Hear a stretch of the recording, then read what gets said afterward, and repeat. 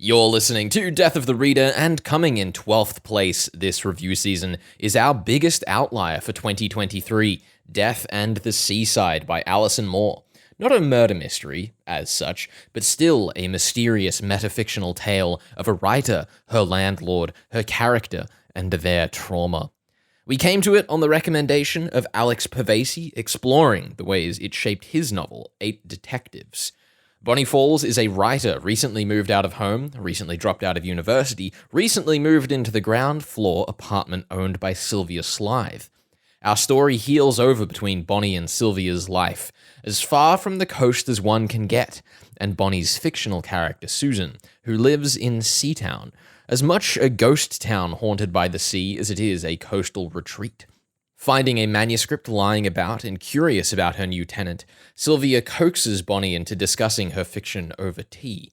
Sylvia presents herself as a literary mentor to Bonnie, but there's no attempt on Alison's part to distract you from the harpoon cable slowly reeling Bonnie in. Laden with both emotional and physical baggage, Bonnie's apartment and the shared courtyard with Sylvia are the physical center of the story. Cupboards are packed with unloved memorabilia, records with no player, and vestiges of a departed optimism. You know that the baggage of the past holds the answers to the questions the book wants you to ask, but don't quite know the question yet. It's uncomfortable, but nobody is dead, so far. As daunting parallels between Bonnie and her character Susan creak from the deck, realities blur and you start to wonder whether Susan's drowning is Bonnie's past or future. It's rare to find a book that writes its own review, even more so one that writes it far enough in that you might almost consider it spoilers, but there is so much to love about the way Alison, through the voice of her characters, analyzes her own text.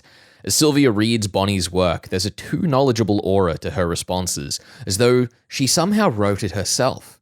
The story makes academia and analysis alarming, as Sylvia tacks from concise little comments to sharp lightning bolts that thunder through Bonnie's consciousness.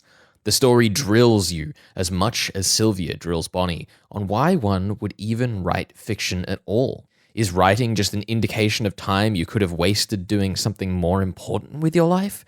Is there some facet of an author's soul that they just can't be honest with, that has to escape on the printed page? Does writing only come from trauma? These questions howl through the story, almost criticizing the book's existence, except they're all coming from the obvious villain, so you shouldn't believe her, right? As Bonnie and Sylvia's relationship grows ever more uncomfortable, the cast opens up. We celebrate birthdays and meet more friends and family, although the book does such a horrifically enjoyable job at making you wish you hadn't. If you're the sort of reader who tries to keep your birthday as much to yourself as possible, you'll probably be thinking of this book the next time someone busts down the door with a gift you swear they must have gotten for someone else.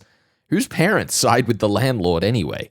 When a friendly relationship turns opportunistic, you almost find yourself believing that Sylvia may actually be the friend she tells Bonnie she is, at least in comparison. Another engaging facet of the mystery is the way it adapts its very obvious character roles into a unique question for our field. It's not whodunit, not how catch 'em, it's more why done it cross what have you done? Is the story ever going to escalate? Are there machinations waiting in the wings? And why is everything so palpably uncomfortable? The story is loaded with conundrums that can feel obvious, but makes you enjoy pondering them. As is often the case with metafiction, it gets you thinking about the fiction you read, but in a much more unsettling and uncomplicated way. Especially through the lens of crime fiction, there are fascinating considerations that you'll find yourself mulling over, like why it's the worst part of a fictional world that makes for such invigorating reading. There are no answers, but reconsidering yourself is the great feat of metafiction, a pinnacle joy of art whose brows extend above its forehead. In particular, there's a tantalizing link between the question of identity raised about Susan and Bonnie. The story indirectly poses you the question of which of them is real, and, as is often the case in metafiction, the answer to such a binary question is the third option. You might find there is nothing revolutionary about Death in the Seaside, but Alison has executed the exact sort of unsettling ponderance that keeps creeping their way onto the show, because they're just so interesting to discuss. It's quite the achievement that this book manages to get so much out of so few pages compared to the other monsters we tend to find on our to-read piles these days. Death in the Seaside may be our biggest outlier for the year in some ways, but it's right at home in others. The hallmarks of crime fiction's plays on character relations, looming questions, and drenching atmosphere will leave you seeking out fiction like it, perhaps so much that you write your own book inspired by it. It takes out 12th place on our review season recommendations for 2023, but also has the unique honor of shaping a lot of the criticism for the rest of the list. As with many metafictions, they're not going to be universally appealing, but they are always fascinating. Death in the Seaside is out with Salt Publishing. You're listening to Death of the Reader, your murder mystery world tour on 2SER 107.3.